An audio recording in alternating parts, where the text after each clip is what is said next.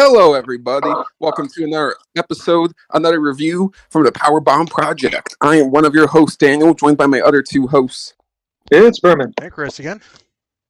And today, for this retro review, the second and final retro review for July, we are going to talk about TNA Destination X 2012. It's been 11 years since the very first Option C happened. And if you're questioning, what is the meaning of Option C? Well, if you're the X Division champion, you could technically relinquish your X Division championship for a World Heavyweight Championship match. And Austin Aries and Hulk Hogan called it Option C. And basically, Austin Aries was the longest reigning X Division champion ever at the time. But who was his opponent? The longest reigning Impact or TNA champion ever at the time, before Josh Alexander broke it. But you get it. Both guys have the longest reign for both respective titles. And it's all for the big gold.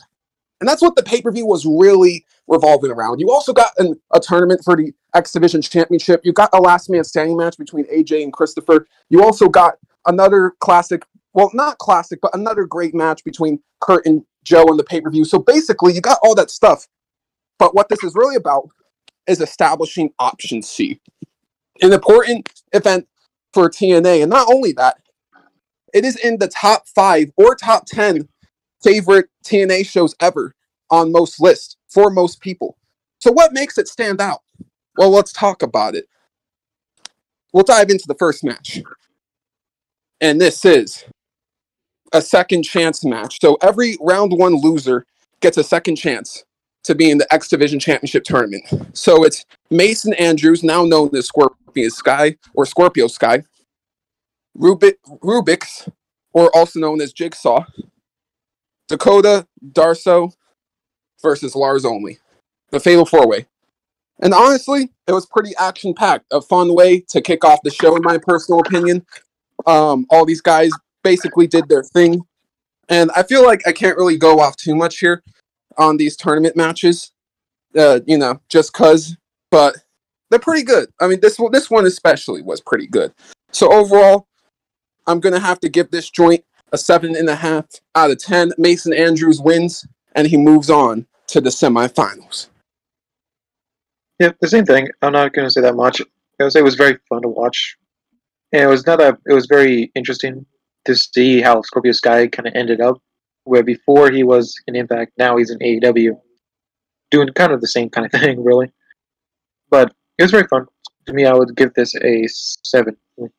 And same here, dude. You can't really go wrong with these types of match types because this is the definition of TNA. Like, you have your high flyers.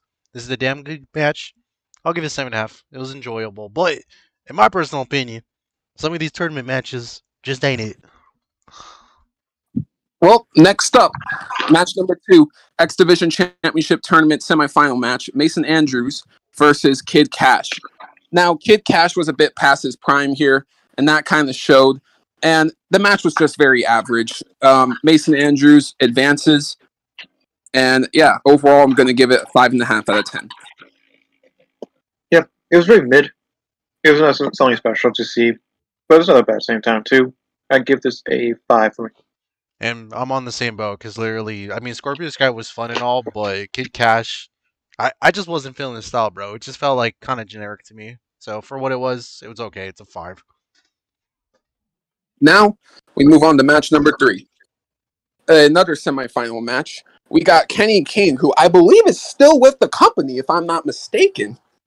Yes, he is. Good to know. Good to know for sure. Versus Doug Williams, or Douglas Williams, whatever you prefer to call the guy. Honestly, it was a good match. It wasn't like super high flyer-esque or anything like your usual X Division matches, but overall, I thought it was solid stuff, and I can't really complain. So I'm going to give it a 7 out of 10. Yeah, to me, it was not bad. Very fun, and I would be interested to. Yeah, it was very fun.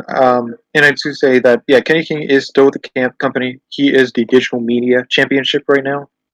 He won it against Joe Hendry recently. So yeah, that's kind of interesting to see that he's back in Impact. But yeah, it was not that bad. I'll give it a 7 too. And same here, I was surprisingly honestly, Douglas Williams was actually my favorite out of these match types because he really brought it in. Just because his overall a little slowness, but I didn't really mind it compared to Kenny King's match style. It kind of flowed, yin and yang style. So I really enjoyed it. So I'll give it a 7. Yep, Kenny King advances. Now, let's talk about the fourth match in the pay-per-view. X Division Championship Tournament semifinals match. Yes, the third semifinal match in a row, and we got only one more semifinal match, and then that's all through these qualifiers, or tournament matches, I should call it. Sonjay Dutt, who is now with AEW, versus Rashad Cameron. This was a fun match. This was a good match, and, Sonjay Dutt around this time was very fun to watch as a, mid-card guy for the company. And, overall, I thought it was solid. Sonjay advances. I'm going to give it a 7 out of 10. Yeah, for me, it was very fun. I always get annoyed when I see Sonjay Dutt in AEW not doing shit except a manager, because I remember in Impact being so much fun to watch. He was probably one of those funnest cruiserweights to watch. But they do him so dirty in AEW that they don't want him to wrestle, which I don't know why. Like, he's the best cruiserweight from Impact, really, from a few other people, too. So it was kind of dummy to me to see that, but I still love the match. Always fun to see Sonjay Dutt do a lot of great things. So I give this a 7, too. Dude, I didn't even know he wrestled. Like, when I first saw the match, I was like, wait a minute. Since when the hell was this guy an actual good wrestler? And he was probably my favorite part of the TNA of this tournament. But, I'll talk about the next match when we come to it. But this is awesome, so I'm going to give it an 8 out of 10. All right, sweet. Now, we move on to the final semifinal match. Zema Ion, who is now known as Joaquin Wilde from WWE, a part of LWO, versus Flip Cassanova. Cassanova, I mean. Flip Cassanova. Anyways, this match was just barely above average. I mean, Zema Ion was definitely more of like a character guy at the time. Like, he was just very good at being like a little chicken shit coward heel in a sense. And, he did his job very well because, it led to the crowd rooting for all the baby faces. And, at the time it just made sense. So, overall the match was kind of whatever though. I'm going to give it a 6 out of 10. Yeah, this was very funny. It was interesting. It was interesting because I always forget that he went by this name because I know him more personally by the other name that he went for, the DJ. I forgot his name, DJZ. I think it's DJZ.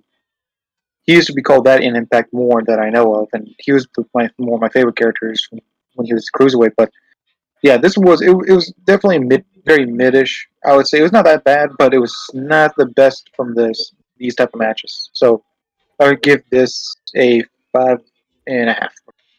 And honestly, I don't even know why this is part of the tournament. This is literally like a glorified jobber match. Like, Ion didn't do shit. Flip Casanova did everything in this whole damn match, and then he ended up losing. Dude, a fucking Jersey Shore Carlito wannabe ripoff? Like, literally, this match is such a waste of time. It's a 3. For 3 fucking minutes. That's how long it was. All right. Fuck that guy. Now, we move on to match number 6. This is a Bound for Glory series match. Kurt Angle versus Samoa Joe. Old rivals meet once again. And yeah, they have an absolutely great match. I mean, of course they did. It's Kurt Angle versus Samoa Joe. And, this is a bit after the Perk Angle era, but, Angle was still going. And yeah, basically, if you don't know what the Bound for Glory series is, it's a yearly tournament held by Impact Wrestling or TNA, whichever you may prefer to call them. And they hold 12 wrestlers, and they have them fight each other over in a series of stipulation matches over the course of a few months. And the winner of those 12 men would go on to get a world championship match at Bound for Glory, their biggest pay-per-view of the year at the time, before it became Slammiversary. But yeah, this was just very, very enjoyable. Surprisingly, for how much they got done in less than 15 minutes, it's quite impressive. And they do it in a believable way. And Joe gets that submission win. Good. I think, Joe winning here was a good call in the tournament. And Joe made it farther than Angle in this year in the tournament. So, you know what? That's kind of nice to see, considering Joe kind of got, weird treatment from TNA over the years. So overall, I'm going to give this an 8.5 out of 10. Banga. Yeah, I can't say anything else. That it was very fun to watch. I gotta say, it's always something weird to see Samoa Joe with that type of weird mohawk thing he has. It just looks weird to see him like that instead of being like either bald or have some hair or have a full set of hair. It's kind of weird to see that. But even though I just want to say that this was a very fun match. Definitely, it was definitely impressive to see about how good they did in that short amount of time. So definitely, it was very good. You can't see these two wrestle anymore in these days right now. So it's a good treat to see in the back in the day. So definitely 8.5 for me. I'm honestly surprised Samoa Joe won because I thought this is. Well, I don't know how things were run TNA back then because it seemed like Kurt was like the golden child of this company. So it was actually kind of cool seeing him pass the torch a little bit to Samoa Joe. And he tapped him out too, which is insane. So I'll give it an 8.5 too. It's a hell of fun. Now we move on to a last man standing match. AJ Styles versus Christopher Daniels. Now, if you are a fan of this company, you know one of the most legendary rivalries in the company's history is AJ Styles versus Christopher Daniels. And this goes all the way back to almost 2 decades ago. That's how long this rivalry was.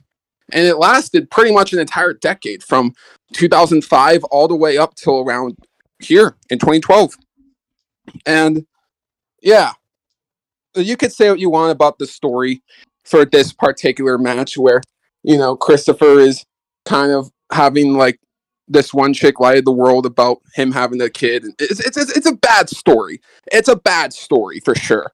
But if you look aside that and just look at the match, this is another amazing encounter between AJ and Christopher. And the Styles clash near the end it's honestly one of my favorite Styles clashes of all time. So it's an amazing match.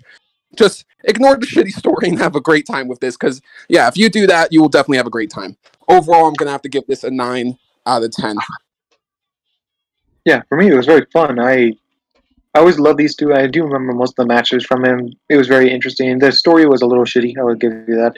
But definitely every match they had so much fun, including some of the other triple threat matches that happened in decades with Samoa Joe too. Kind of added to that. But it was very fun to watch. I always love to watch a lot of these two just go at it for a good while. And definitely I would give that Styles Clash a good, that 10 out of 10 was good to watch. But this match was very fun. Definitely, I would love to watch this again and again. I would say 9. I would say 9 for me. And same here, bro. It's honestly a miracle that the Styles Clash didn't like botch, because the way that Christopher Danielson led his face forward through the fucking table straight into concrete was absolutely brutal, dude. Like, thank God nothing happened, but like that spot just had me just cringing a little bit, just for the fact that like I know that shit must have hurt. So again, it's a very good match. Probably the highlight of them, one of the best matches of the night, I should say. Yeah, it's completely fair. It might be the very best. It's definitely up to debate between this match and the main event. So now we hop into match number 8, the semi-main event. And that is going to be between Mason Andrews, a.k.a. Scorpio Sky, Kenny King, Sonjay Dutt, and Zema Ion. And, the fans were rooting very much for the other three. They basically wanted anybody except Zema Ion. But who did they get? They got Zema Ion. And honestly, it was kind of funny. And, his story going on around the time with breaking that dude's neck, while it was real, and there was definitely some heart put into that story, I'm kind of glad they just decided to give the belt to RVD at Bound for Glory later that year anyways. So yeah, I think this was the right call though. Given the intentions that they had. He makes for, like I said, an entertaining chicken shit heel at the time. And yeah, overall, I'm going to give this Ultimate X match a 7 out of 10. It's good, but it's definitely not the best Ultimate X match you will find throughout the company's catalog or history, I should say. Yeah, it was very fun. It was pretty fun. It was not great, but it was fun to watch. And yeah, Zema Ion winning, it kind of just shows that Chicken Sheep Keel won that, but it was kind of funny that he lost it a month later. So it was I think that's definitely a good decision too. But it was not that bad a match. There a lot of crazy crap happened with was it Sonjay, Dutt, and Lima Ion actually climbing the steel all the way to the top of the steel, fighting up there. It was very cool to see that. Something you don't see that very often. So I'll give this a 7 too. It was fun.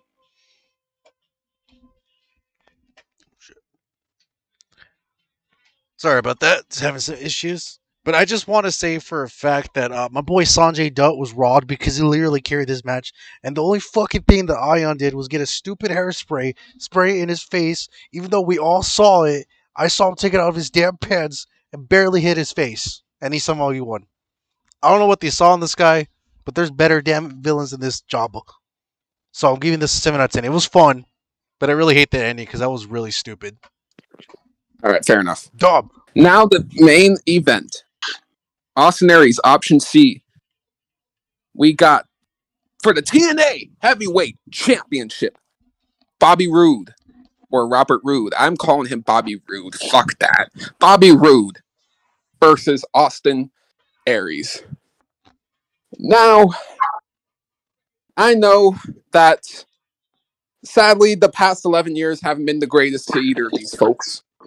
And, they were both highly regarded by, the IWC at one point, the wrestling internet community. And, with Austin Aries, despite him being unprofessional backstage and all that stuff, there is no, and, despite him being smaller in size compared to other wrestlers, there is no denial that Austin Aries was, especially at this time, a great wrestler.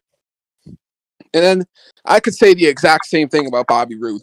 Very classic. I feel like he's very Triple H inspired in a sense. Very classical villain. But he's very, very good.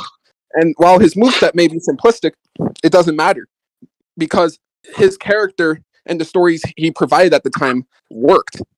And for this match, people were so passionate going into this match. People were like on a CM Punk, Daniel Bryan rise for this guy in Austin Aries and TNA. Everyone wanted Austin to get the belt so bad here. And he did. It was an amazing match from start to finish. You can argue it's a slow burner, but I think it's an amazing match.